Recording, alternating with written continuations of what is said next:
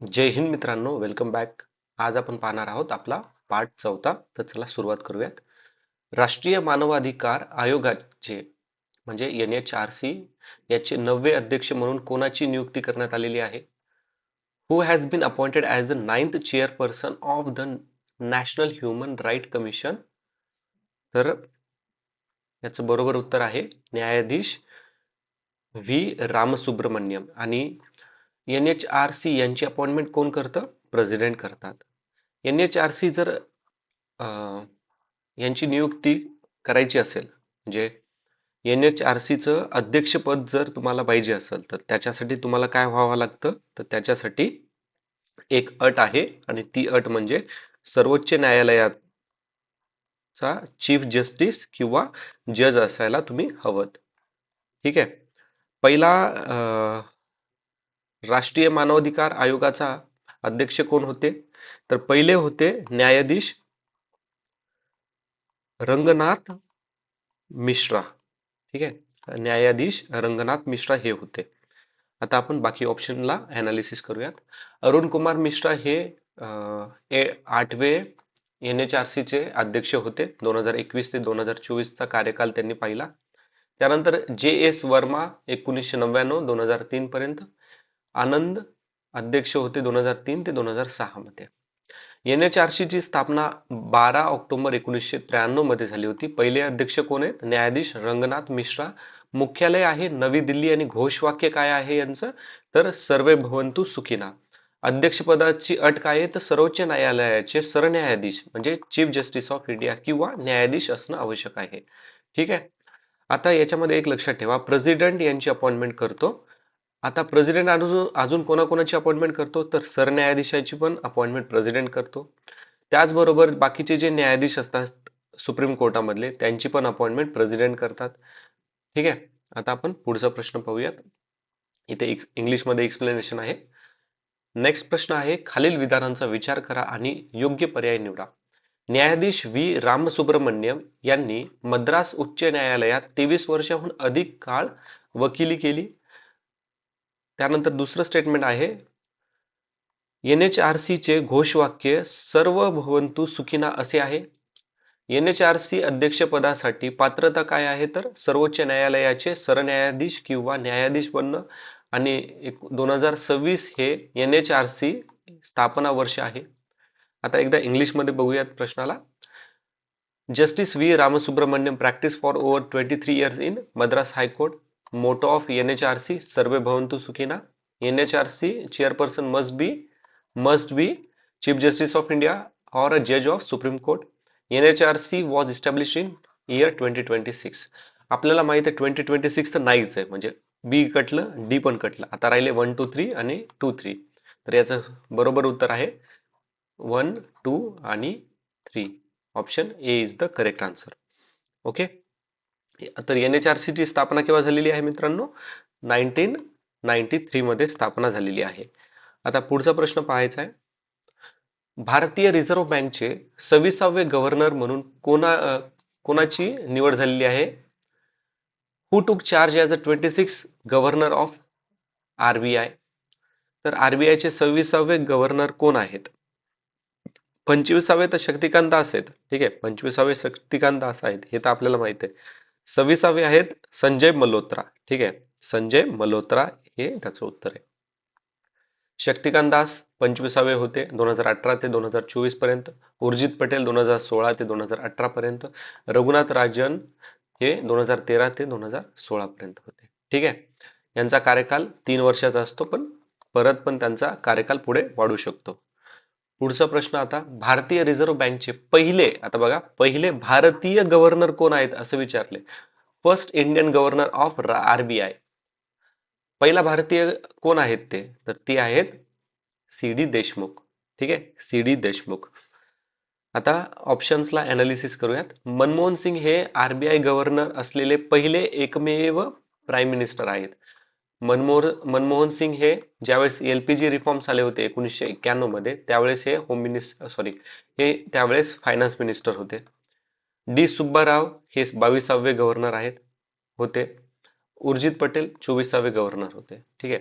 C D Deshmukh 1943 ते 1949 या कालावधीमध्ये आरबीआयचे पहिले गव्हर्नर जनरल होते. पहिले गव्हर्नर, आता ओव्हरऑल पहिला गव्हर्नर कोण होता, तर तो होता ऑक्सबोर्ने स्मिथ. ठीक आहे, ऑक्सबोर्ने स्मिथ 1935 ते 37 या कालखंडासाठी. पुढचा प्रश्न, माजी आरबीआय गव्हर्नर शक्तिकांत दास कितवे होते? 25वे. कोणत्या नव्या पदावर नियुक्ती झालेली आहे? Former RBI governor Shaktikanta Das has been appointed to which new position. कोणत्या नवीन पोझिशनसाठी ते अपॉइंट झालेले आहेत मित्रांनो? तर ते अपॉइंट झालेले आहेत प्रधान सचिव, PMO. Option B is the correct answer. ठीक आहे. वित्त आयोग, वित्त आयोग कायचं काम करतं? आर्थिक शिफारसीची संस्था. नीती आयोग चे सीईओ कोण आहेत?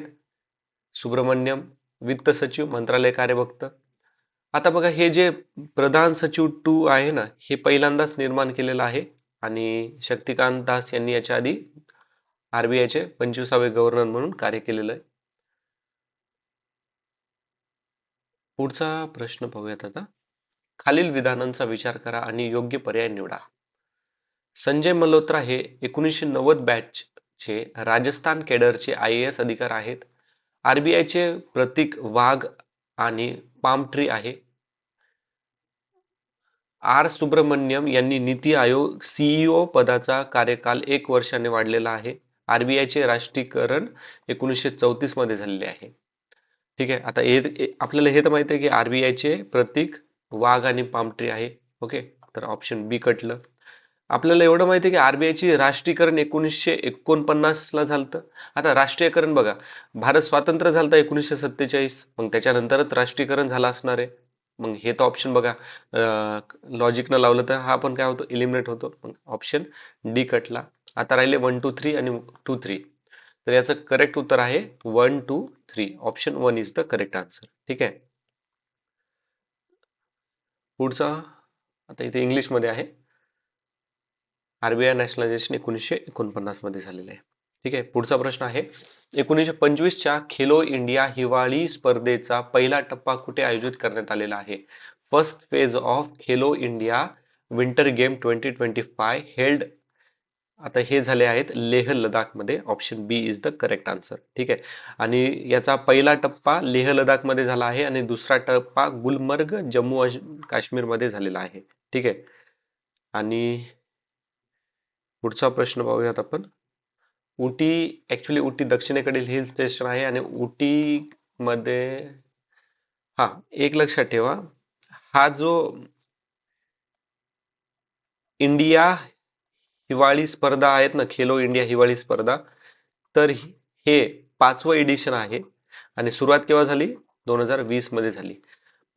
पदक तालिकेमध्ये लडाख प्रथम आलेला आहे. 7 पदके त्यांना मिळालेले आहेत आणि 7 पैकी 4 सुवर्ण पदक त्यांना मिळालेली आहेत. ठीक आहे.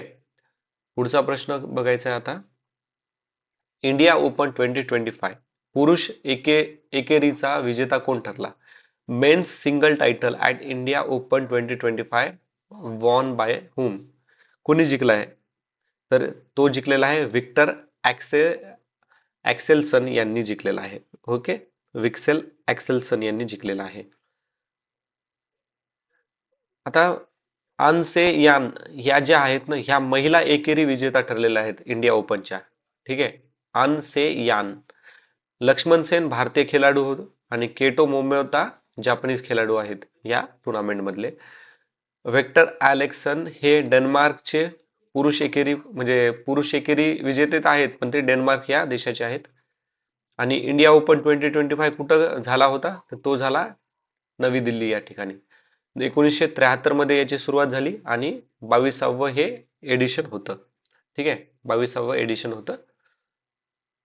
पुढचा प्रश्न आहे, 2025च्या खो खो वर्ल्ड कप मध्ये पुरुष आणि महिला दोन्ही गटामध्ये विजेता कोण ठरला?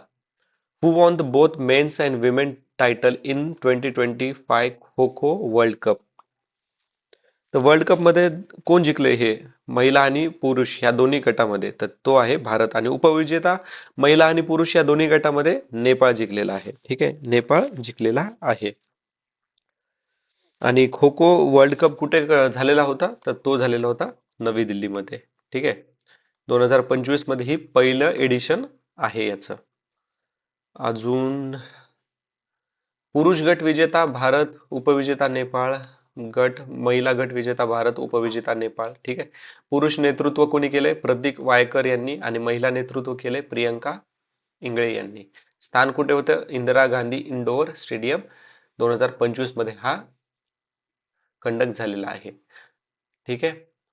पुढचा प्रश्न, 67th ग्रॅमी पुरस्कारामध्ये त्रिवेणी अल्बमसाठी कोणत्या कलाकाराला ग्रॅमी अवॉर्ड मिळालेला आहे? ठीक आहे. कोणाला ग्रॅमी अवॉर्ड मिळालेला आहे? अल्बम काय नाव आहे? त्रिवेणी अल्बमसाठी कोणाला ग्रॅमी अवॉर्ड मिळालेला आहे 67 वा? तर ते आहेत चंद्रिका टंडन. आणि हे जे ऑप्शन आहे, इंद्रा नुई या चंद्रिका टंडनच्या सिस्टर आहेत.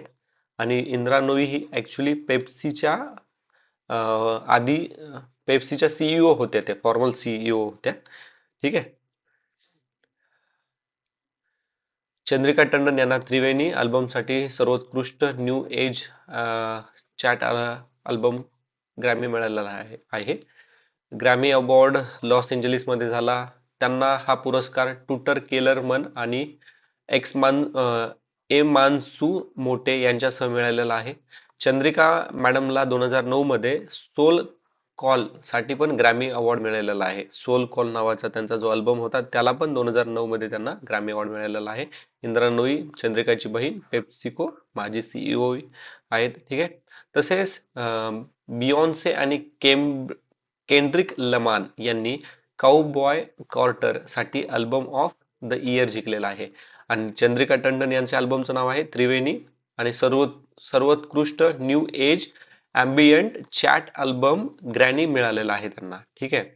त्यांच्यासोबत कोणाला मिळालेला आहे? टूटर केलरमन आणि एमान्सू मोटे यांच्यासह त्यांना मिळालेला आहे. ओके. अवॉर्ड शेअर बाय टूटर केलरमन अँड ई मान्सू मोटो. ठीक आहे. पुढचा प्रश्न आहे, 2025 चा राष्ट्रीय धन्वंतरी आयुर्वेद पुरस्कार कोणत्या मंत्रालयाने प्रदान केला? Which ministry presented the national Dhanvantari Ayurveda award 2025? तर आता बघा, हेल्थ मंत्रालय, आरोग्य मंत्रालय, आयुष मंत्रालय, विज्ञान तंत्रज्ञान, गृह मंत्रालय. बघा, पहिले तर आपण सी आणि डी ला काढू.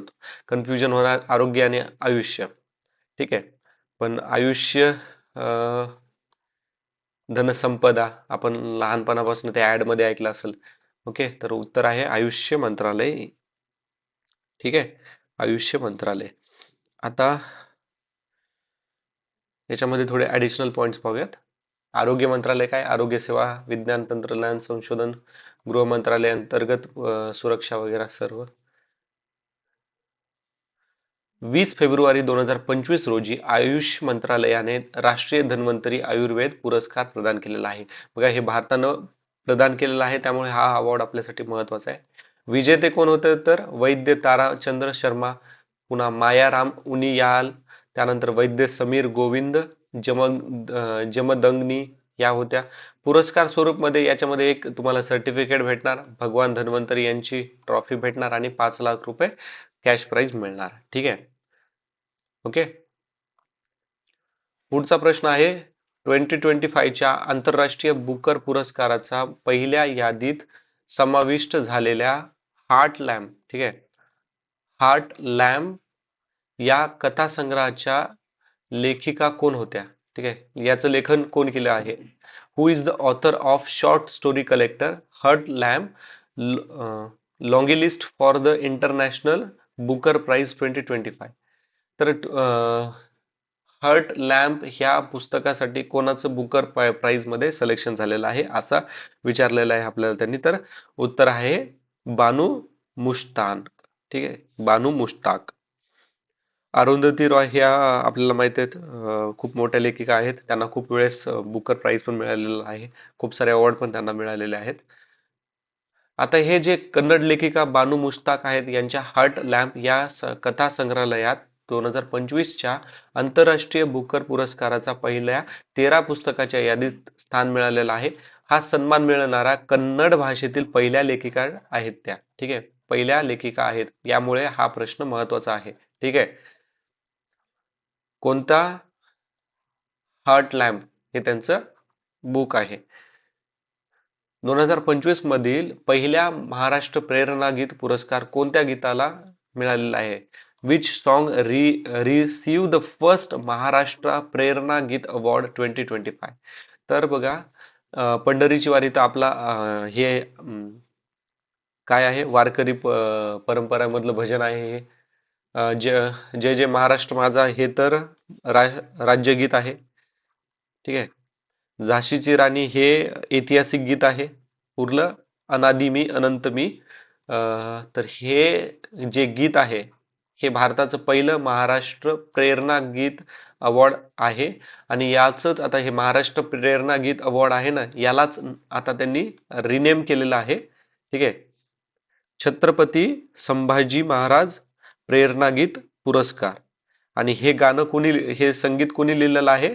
तर वीर सावरकरांनी हे गाणं लिहिलेलं आहे. ओके.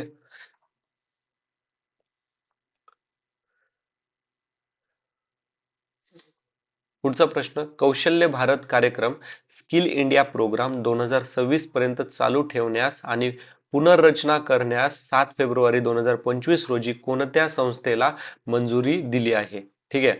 आता बघा, मी हे डेट टाकून प्रश्न थोडा ट्रिकी बनवायचा प्रयत्न केलाय. इवन हा प्रश्न इझी कॅटेगरी आहे. आपल्याला एवढंच विचारलंय की कौशल्य भारत कार्यक्रम कोणत्या मिनिस्ट्रीच्या अंडर मध्ये येतं. आता गृह मंत्रालय, शिक्षण मंत्रालय, कामगार का कौशल्य विकास व उद्योजक मंत्रालय, स्किल डेव्हलपमेंट अँड एंटरप्रेन्योरशिप? तर कोणता आहे option? Option number B is the correct answer. ठीक आहे, B is the correct answer. आता याच्यामध्ये काही महत्वाचे मुद्दे बघूयात. 3 प्रमुख योजना एकत्रित करून एकच केंद्रीय क्षेत्र योजना बनवण्यात आलेली आहेत. आणि ह्या 3 प्रमुख योजना कोणत्या आहेत? प्रधानमंत्री कौशल्य विकास योजना, प्रधानमंत्री राष्ट्रीय अप्रेंटिसशिप प्रमोशन योजना, जन शिक्षण संस्थान. ठीक आहे, यांना मिळून ही योजना बनवलेली आहे. ठीक आहे. पुढचा प्रश्न, राष्ट्रीय दुर्मिळ खनिज अभियान नॅशनल क्रिटिकल मिनरल मिशन कोणत्या वर्षी केंद्र सरकारने 16,300 कोटी रुपयांच्या तरतुदीसह मंजूर केले आहे? तर हे मंजूर केलेलं आहे त्यांनी 2025 पर्यंत.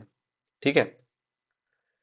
उद्देश काय आहे? स्वावलंबन व हरित ऊर्जा संकल्पनाला गती देणं. या मोहिमेद्वारे भारतातील आणि ऑफशोअर क्षेत्रामधील, ऑफशोअर म्हणजे समुद्रामधील महत्वाच्या खनिजांचा शोध आपण वाढवणार आहोत. ठीक आहे. त्यासाठी आपण मत्स्य 6000 हे पण अंडर वॉटर मिशन लॉन्च केलेलं आहे. आणि याच्यावरती पण आपण ऑलरेडी क्वेश्चन डिस्कस केलेला आहे. सध्या 24 महत्वाची दुर्मिळ खनिजे निश्चित करण्याचा हे केलेलं आहे. म्हणजे India has identified 24 critical minerals including Tambe, lithium, nickel, cobalt. ठीक आहे. नेक्स्ट प्रश्न, 7 फेब्रुवारी 2025 रोजी रेपो दरात पाव टक्का म्हणजे 0.25% कपात करून तो किती टक्के निश्चित करण्यात आलेला आहे? तर तो निश्चित करण्यात आलेला आहे 6.50 होता, पाव टक्के मायनस केलं तर आता आहे 6.25%. Option C is the correct answer. नवीन रेपो रेट किती आहे? 6.25 रेट आहे रेपो रेट. बँक रेट दर किती आहे? 6.50 बँक रेट दर आहे. ठीक आहे. संजय मल्होत्रा गव्हर्नर झाल्यानंतरची ही पहिली त्यांची MPC बैठक ठरली आहे. रेपो रेट कोण डिसाईड करतं? रेपो रेट म्हणजे काय? RBI बँकांना ज्या दरात कर्ज देतात त्याला म्हणतात रेपो रेट. आणि रिव्हर्स रेपो रेट म्हणजे काय? रिव्हर्स असणार, बँका RBI ला कर्ज देतात. ठीक आहे, त्याला रिव्हर्स रेपो रेट म्हणतात. आता ठीक आहे, बघितलं आपण हे. आता पुढचा प्रश्न पाहूयात. खालील विधानांचा विचार करा आणि योग्य पर्याय निवडा. RBI ने bank.in आणि fin.in हे विशेष इंटरनेट डोमेन जाहीर केले.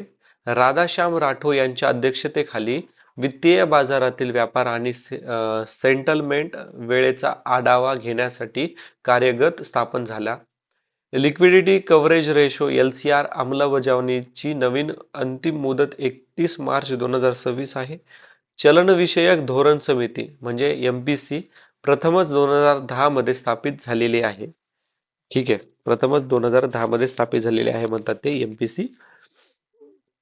इवन तुम्हाला माहित असेल तर आपण कालच्या आपल्या 2017च्या जो PYQचा पेपर आहे ना, त्याच्यामध्ये MPC बद्दल डिस्कस केलेला आहे. ठीक आहे. चलनविषयक धोरणाची समिती. चलनविषयक मध्ये कोणकोणते सब्जेक्ट्स येतात आपण ते डिस्कस केलं तिथे. ठीक आहे. तर इंग्लिशमध्ये एकदा प्रश्न पाहूयात. RBI introduce special domain bank dot in आणि fin dot in. Radha Shyam Rathore lead the working group. LCR implemented deadline 31 March 2026. Monetary policy first form in 2010. पहिल्यांदा 2010 मध्ये फॉर्म झाली असं म्हटलेलं आहे त्यांनी. तर बघा याच्यात ऑप्शन नंबर 4 चूक आहे. आन्सर आहे option number A. 1, 2, 3 is the correct answer. ठीक आहे. 1, 2, 3 इज द करेक्ट आन्सर, कारण की MPC first form in 2016. Okay. पुढचा प्रश्न आहे. GDP मोजण्यासाठी 2024 मध्ये केंद्र सरकारने कोणते नवीन आधारभूत वर्ष निश्चित केलेले आहेत? महत्वाचा प्रश्न आहे, स्टार मार्क करायला. ठीक आहे. तर कोणतं इयर निश्चित केलेलं आहे त्यांनी? तर तो केलेला आहे 2022-23. ठीक आहे. आता 2011 बाकीचे ऑप्शन बघूया. 2011-12 हे जुनं वर्ष होतं.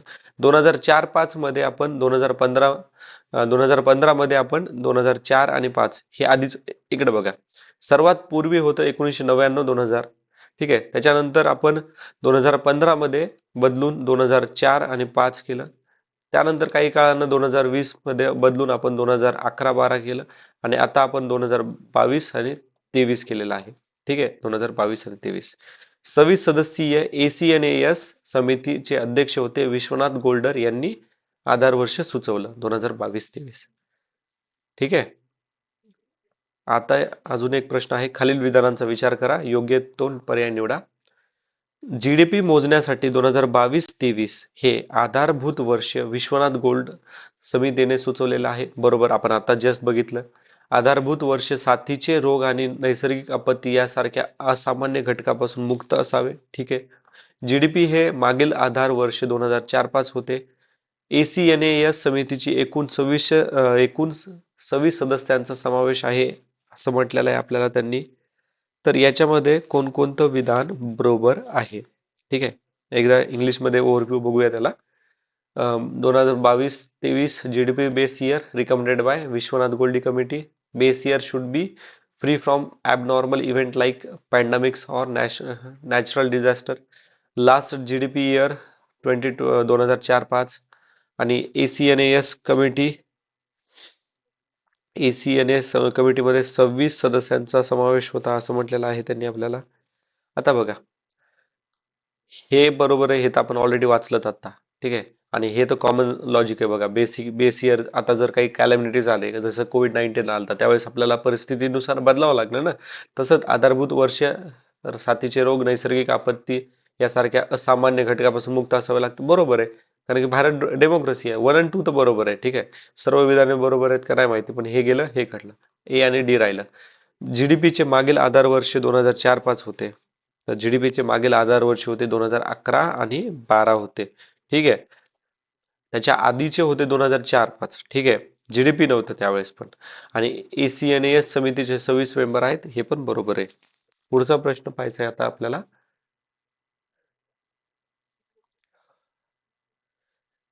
स्थगितीनंतर शक्तीपीठ महामार्ग प्रकल्पाला 13 जानेवारी 2025 रोजी हिरवा कंदील देण्यात आलेला आहे. Who approve the restart of Shaktipeeth highway project on 13 January 2025. तर हे महाराष्ट्राचे CM देवेंद्र फडणवीस यांनी हे केलेलं आहे. आता ह्या शक्तीपीठ हायवे याच्याबद्दल थोडंसं बघूयात आपण. शक्तीपीठ हायवे नागपूर गोवा यांना जोडतो. सुरुवात पवनार वर्धा इथून होते. शेवट पत्रादेवी महाराष्ट्र आणि गोवा बॉर्डर इथे होते. लांबी आहे 802 किलोमीटर. लेन 6 लेनचा रस्ता आहे. हा महामार्ग आहे. 86,000 कोटी बजेट आहे. 12 जिल्ह्यातून हा मार्ग जातो. प्रवासाचा वेळ 18 ते 20 तासापासून कमी होऊन 8 ते 10 तास होतो. ठीक आहे. तर हा महत्वाचा आहे आपल्यासाठी. पुढचा प्रश्न पाहूयात आपण. देशातील पहिला बायोब्युटमिन चा वापर करून बांधलेला महामार्ग कोणत्या केंद्रीय मंत्र्यांनी उद्घाटन केलेला आहे? Which union ministry inaugurated India's first highway constructed using बायोब्युटामिन, तर बायोब्युटामिन कोणी केलेलं आहे? नितीन गडकरी सर यांनी केलेला आहे. ऑप्शन नंबर काय आहे? बी. अश्विनी वैष्णव हे माहिती व दळणवळण क्षेत्राचे आहेत. पियुष गोयल वाणिज्य क्षेत्र, राजनाथ सिंग डिफेन्स मिनिस्टर. आणि आपण हा बायोब्युटामिन तर बनलं, पण हा कोणत्या याच्यावर ठिकाणावर हे केला आहे, त्यांनी लॉन्च केलेला आहे? तर तो केलेला आहे राष्ट्रीय महामार्ग 44. कुठं जातो हा? नागपूर मानसर. ठीक आहे, नागपूर मानसर महामार्ग 44. Okay, national highway 44. ब्युटमिन बायोब्युटमिन रूपांतर नागपूर आणि मानसर. हे प्रश्न कीवर्ड्स लक्षात ठेवा. ठीक आहे. 76व्या प्रजासत्ताक दिन, 76वा प्रजासत्ताक दिन जो आपला झाला होता, तर त्याचे चीफ गेस्ट कोण आहेत? तर चीफ गेस्ट होते जोको विडोडो. ठीक आहे, जोको विडोडो. आणि इमॅन्युअल मॅक्रॉन हे फ्रान्सचे प्रेसिडेंट गेल्या वर्षीचे होते. ठीक आहे, 2024चे. सॉरी, जोको विडोडो नाही, जोको विडोडो 2018 मध्ये होते. प्रोबेन्तो सुबियानो. ओके, प्रोबेन्तो सुबियानो. हे पण इंडोनेशियाचे आहेत आणि हे पण इंडोनेशिया, त्याच्यामुळे मी थोडं कन्फ्युज झालो. ऍक्च्युली आतापर्यंत इंडोनेशियाचे 4 प्रमुख पाहुणे भारताच्या रिपब्लिकन डे साठी येऊन गेलेले आहेत. ठीक आहे, आपण रिपब्लिकन डे मध्ये चीफ गेस्ट का बोलवतो? की समजायचं आपलं, आपण ज्या गेस्ट कंट्रीला बोलवलेलं आहे त्यांच्यासोबत आपले इन फ्युचर चांगले रिलेशन्स ठेवायचे आहेत आपल्याला. ठीक आहे. आणि जेल्स बोल्सोनारो 2020 मध्ये आलेले होते. ओके, जेर बोल्सोनारो. आता प्रजासत्ताक दिन, कर्तव्य पथ, नवी दिल्ली. ठीक आहे. पुढचा प्रश्न पाहायचा आहे आता. 2025 प्रजासत्ताक दिन सोहळ्यात राष्ट्रपतींना सलाम करणारी पहिली महिला सैन्य अधिकारी कोण ठरली आहे? Who become the first women army officer to salute the president on Republican Day 2025? तर कॅप्टन डिम्पल सिंह भाटी या होत्या त्या. ठीक आहे, कॅप्टन डिम्पल सिंग भाटी. पुढचा प्रश्न, प्रजासत्ताक दिन 2025 मधील सर्वोत्तम राज्य चित्ररथ बेस्ट टॅब्लो अवॉर्ड कोणाला मिळालेला आहे? कोणत्या स्टेटला मिळालेला आहे? तर ते स्टेट आहे जिथे महाकुंभ भरला होता. ऑप्शन नंबर बी, उत्तर प्रदेश. ठीक आहे. आणि गुजरातला कोणतं मिळालेलं आहे? लोकप्रिय निवड म्हणून किंवा पॉप्युलर चॉईस अवॉर्ड मिळालेला आहे. त्रिपुरा दुसऱ्या स्थानावरती आहे, आंध्र प्रदेश तिसऱ्या स्थानावरती आहे. आणि उत्तर प्रदेशाची टॅब्लो काय होती? चित्ररथ काय आहे? तर महाकुंभ 2025 म्हणजे त्यांची थीम होती. ओके. 2025 मधील सर्वोत्तम संरक्षण दल मार्चिंग पथक कोणते ठरले होते? तर who which arm force contingent won the best marching contingent award 2025? तर तो जिंकलेला आहे जम्मू आणि काश्मीर रायफल्स. ठीक आहे, जम्मू आणि Kashmir rifles. Option number B is the correct answer. ठीक आहे. पुढचा प्रश्न आहे, ऑप्शन नंबर बी झालं. पुढचा प्रश्न, भारत पर्व 2025 कोणत्या मंत्रालयाने आयोजित केला? विच मिनिस्ट्री ऑब्झर्व भारत पर्व 2025? भारत पर्व कोणी ऑब्झर्व केलाय? तर तो केलाय पर्यटन मंत्रालयाने भारत पर्व. ठीक आहे.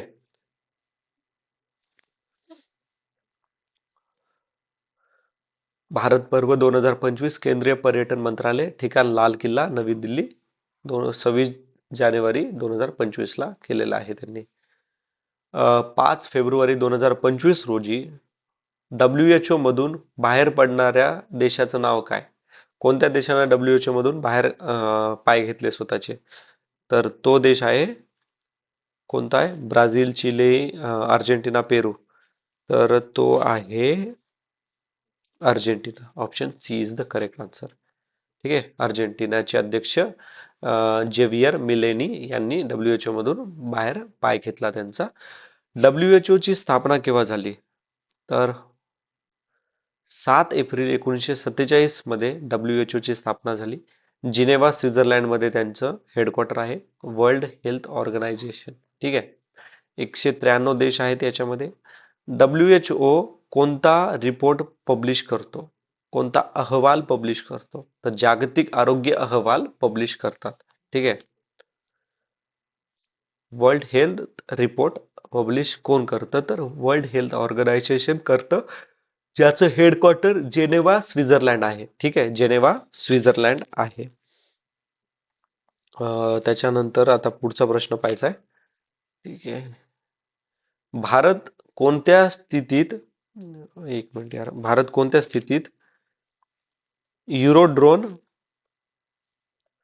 माले आर आरपीएस कार्यक्रमामध्ये 2025 मध्ये सामील झाला? ओके, सामील झाला.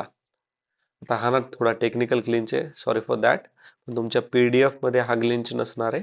ऍक्च्युली कसं होतं, हे ज्यावेळेस पीपीटी प्रेझेंट करतो ना, तर ते फुल स्क्रीन केल्यावर त्याचे ग्लिच खूप येतात. ठीक आहे, बनवताना एकदम प्रॉपर येतं, पण काही काही वेळेस हा टेक्निकल एरर आहे, त्यामुळे फॉरगिव्ह फॉर मी.